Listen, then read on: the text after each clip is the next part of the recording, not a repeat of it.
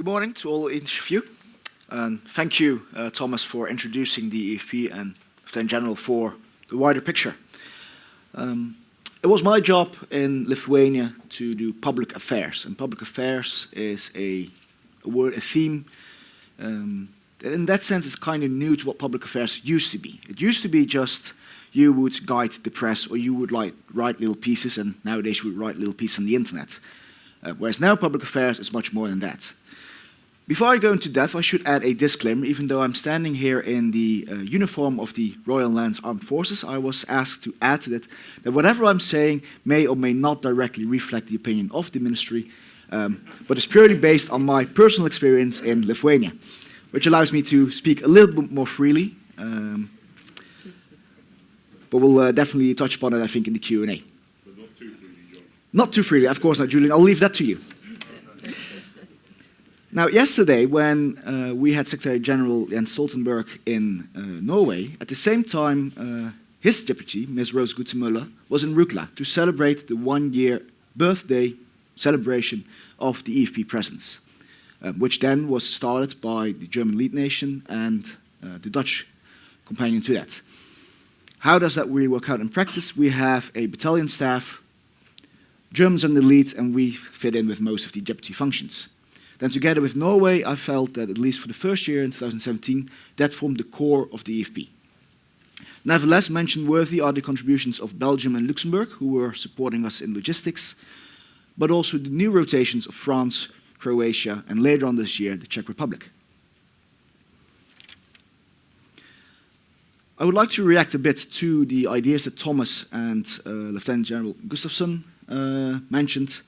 And then I will delve into this real part about public affairs, or the new public affairs, strategic communication, and what it was exactly that we were doing there.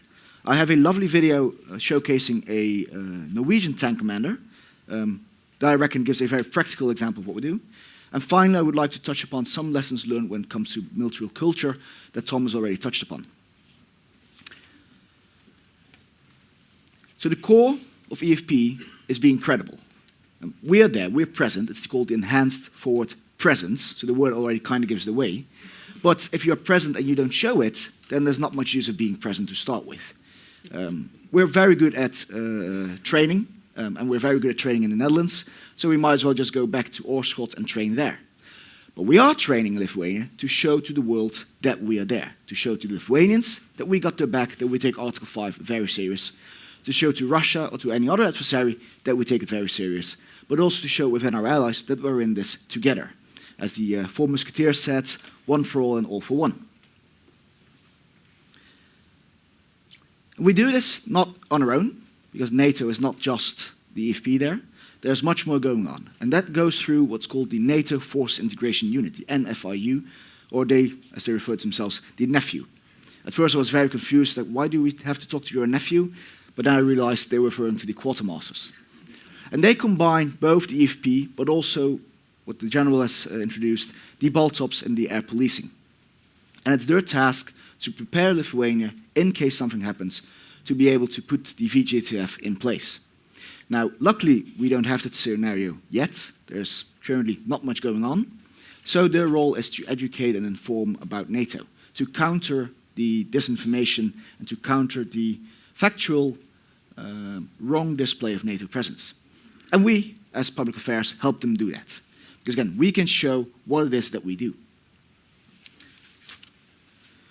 And that's a whole different kind of fighting, something that I felt we were not really used to. If I compare it to other missions that we do in, say, Mali and Afghanistan, it's a whole different kind of mission. And it's a kind of mission that we are not really used to anymore. So it was something that we had very well doing during the Cold War, but when we switched into the expeditionary forces, for example, in Afghanistan, we made this sort of mindset switch. And now we have to switch back to something that we sort of got rid of. So we have to refine our place. And I think we're doing that, at least in Lithuania, from what I saw, we're doing that quite well. But it's different. It's different in the sense that in Lithuania there's no war going on. So whereas normally a soldier would have this standing on the stove, looking behind every tree that there might be some sort of danger. In Lithuania, that's not the case. It's a very nice, quiet, and peaceful area. And we would like to keep it that way. That's why we're there. But it does mean that the mindset that you have is a different one. And you see that coming back in, say, practical examples, such as social media that was touched upon. In Afghanistan, you would not have social media. You would not be visual all the time. Or perhaps more recently, the display of our American colleagues with a running app. I'm pretty sure the Rukla 100, a challenge to run 100 rounds on the base, you'll probably be able to map that one out as well. But again, that's things that we don't really think about when we're there, because those are things that were not applicable in earlier missions. So what is it that we do then, what we're supposed to do? And this is called Stratcom. And Stratcom is a word, a theme, a buzz that everyone has been jumping on, but we're still really discussing what it is exactly. So I can only show you or explain to you what it was for us in Lithuania. We focused on 3 themes: assurance, deterrence, and unity. Now, assurance, that has a very clear target group, target audience, Lithuania. It's to communicate to Lithuania, we're there for you. We are here with, at our heights, 7 different nations. We are your allies. We take this very serious. So that's what you want to communicate. At the same time, that's exactly the same message you want to send to both Russia or any other adversary that might be prying onto Lithuania. Again, we are here together. We got their back. If you take on Lithuania, you have to deal with all of us. And then, number to number, simple as that, we're the larger party. And finally, unity, both within the battle group, to show to the different units that we're here together, but also to your troop contributing nations. You want to show, for example, in the Netherlands, that it's not just the Netherlands in Lithuania, it's NATO in Lithuania, it's Norway in Lithuania, it's Belgium, it's Luxembourg, it's Czech, it's France. We're all in this together. Because for most people in the Netherlands, this is still very far away from their daily business. And that all boils down to effect enhancement, because basically we're not doing anything new, or we're not adding anything to already what's happening, we're just showing what's happening.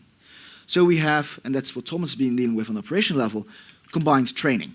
Again, it's very good to train together, but if we don't show that to the world, then why bother training together in Lithuania? Then we might as well have done it somewhere else. And here is a bit of an issue, or a dichotomy, if you want, with operational security. And how I like to present it is that it used to be 2 extremes. Either you don't want to show anything or you want to show everything, but it's very hard to combine. And now it's more to be seen as I think you can call it a shoe horse in England, in English. Horseshoe. Very good. Thank you, Julian, for the correction. So you bring the 2 together, and there's a little gray area in between where you find the thin line, what can you show and what is probably not very useful to show. But there's actually a lot of things you can show. It's just something you have to take care of with military intelligence in mind. I think this would be a nice moment to show the video, if you would want to.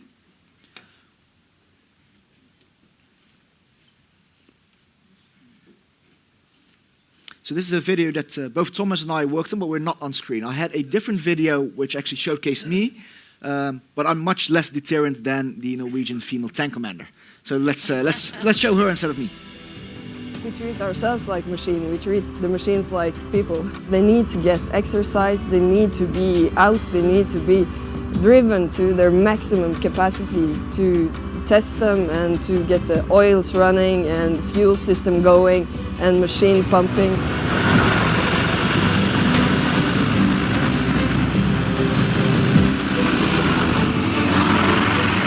Deploying is a big part of being a soldier. In our backs, in our spines, we want to contribute to making things better. And we are part of an alliance, and we want to contribute to the alliance, to NATO. We want to take our share of the burden. And it is a burden to deploy and be away from families, be away from our homes for 6 months. But we want to do it. It's a part of the ethos. Right, so this is a lovely example, I think, of one of the We Are NATO videos that are coming up. The We Are NATO campaign has been slowly rolling out this year, and we've been able to contribute to that one quite nicely, I think. But again, what we see here is just Cecilia doing what Cecilia does, and I think she does that really well. My knowledge of tanks isn't that high. But basically, it's not a staged thing. It's just showing what we're doing, because if we don't show that, then no one knows about it, and if no one knows about it, then what's the use of being there? With that in mind, one last touch on to come back to Thomas' idea of multiculture, and that's, I think, how we set up such a battle group. And it's my impression that there was no real thinking behind it, but it worked out really, really well. And why is that? Because the military culture of Norway and the Netherlands, and in that sense I think of Belgium and Luxembourg as well, is quite similar. They are flat hierarchies. They are, in a way, the way they communicate, it's very much, it feels natural. So for us to work together with Norway just felt like working with other Dutch people, just that they spoke a very silly language at times. And they probably would see the same as well from us. But for us, there's no real difference in that sense, standing next to a Norwegian soldier or a Dutch soldier. And I think this aspect of military culture is something we need to think about a little bit more when we do these combined trainings, whether it's EFP or whether it's the upcoming Trident Juncture, to really match countries to sort of their cultural counterparts. With that, I would like to yield my time back to Anna and then to Julian, and then hear from you in the Q&A what you want to know about us being in Lithuania.